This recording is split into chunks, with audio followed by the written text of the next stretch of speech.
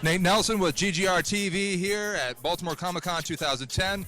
With me is Todd McFarlane, creator of Spawn. Now I understand Spawn's going to hit a landmark issue soon. Is there anything special that's going to be happening for that landmark issue? No.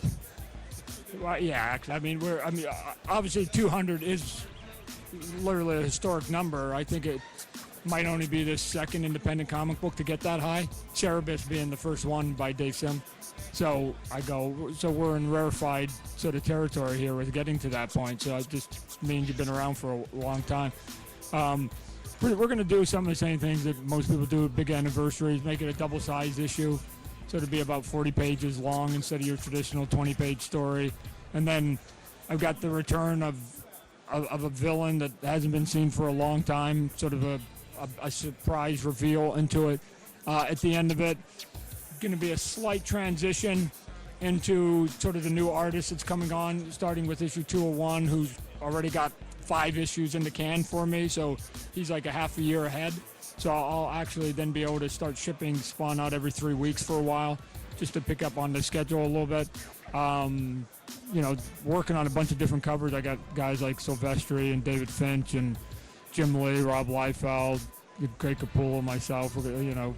Got to get the covers done, and then I got to do a bunch of penciling and inking on the book. And then I just recently recruited Michael Golden to help me with the deadline, because it's going to be sort of big and people want the book out. $1.99 is just leaving the printers right now, so I don't want to delay it more than I need to. So the more help I can get on lifting it up, but again, it'll fall into that zone of what your expectations are for big anniversary issues.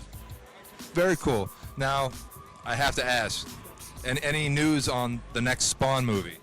No, it's sort of, the answer's getting a little bit repetitive. I get the same phone call from the same 3 studios and producers every week on Todd, is the script finished, is the script finished? The script's almost finished, so they're just waiting for the script to get done. I mean, actually last week they sent me 10 scripts. One of the guys sent me 10 scripts from 10 writers going, let one of these guys finish it for you. So let's get the script done so we can get this thing out of your hair here. But once I get done 200, and then I've got the new artist. It was one of the reasons why I brought the new artist on. I'll have the time now to devote to finishing that script so we can get that thing off the ground. And as interesting it is, the look and the feel of what I have in my head for the movie is actually closer to what that artist is doing on issue 201. Very urban, very dark, very moody. Very cool. Look forward to seeing that. Now, I know you're a huge sports fan, and as an artist, you've won several awards. I have to ask, how and what did you win the NFL Artist Award for? The NFL Artist? You know what?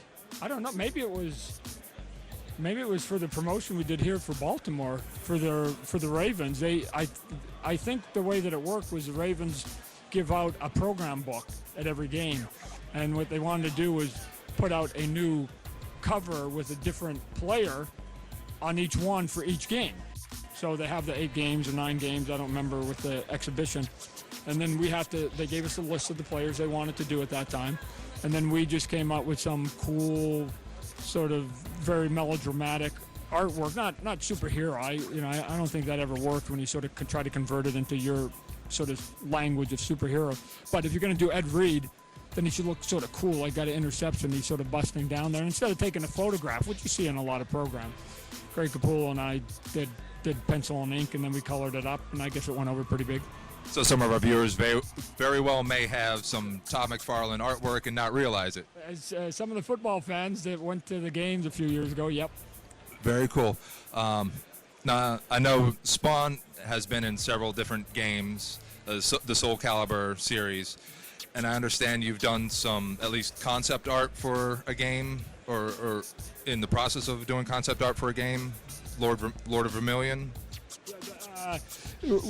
Kurt Schilling, former pitcher for the Diamondbacks, which is where I met him, and with the Boston Red Sox, has been a giant video gamer, his whole sports career pretty much. And then he got really addicted to online video games, playing games like EverQuest, and before that Ultima Online, and now the big one out there is World of Warcraft. And he started thinking near the end of his career about sort of post-athletic, right? I mean, they all get there, whether it's willingly or not, with an injury. So as soon as as a matter of fact, before he retired, he called a bunch of us out to Kansas City where they were playing the Royals, and he sort of gave us this pitch and said, I got this game, I want to try and do this game, and I need some help. So he recruited me to come on as sort of the art director of it. So for 3+ years, we've been working on this online video game up in Boston. And then about a year and a half ago, 2 years ago, he picked up a company here in Baltimore, which is where I was at yesterday, And coincidentally, that company is literally next door to Diamond Comics. Of all the places in Baltimore, the only 2 places that I need to talk to somebody, they are in the same parking lot. It's awesome. So although I live in Phoenix, you have video conferencing and they're sending me stuff all the time. EA, not a small gaming company, is going to be publishing up for us, so we don't have to go out there independently. So they're going to put a big, giant push on marketing. It comes out next September 2011. And so again, my deal with Kurt was I didn't want to come and do concept art, and I didn't want to do drawing. That's easy. I've been doing that for 20 years. I want to have control over all of it. I want the acting, the special effects, the voiceovers, the character designs, the lighting, the environment, all of it. If it has to get past me, I have to sign off on all of it, Kurt.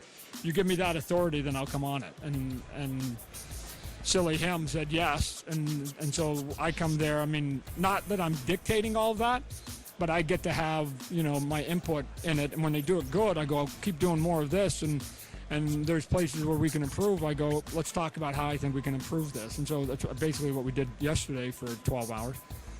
Awesome. Well, thank you for being in our city of Baltimore. Thank you for doing this interview for us today. And we look forward to sampling all of your great work in the future.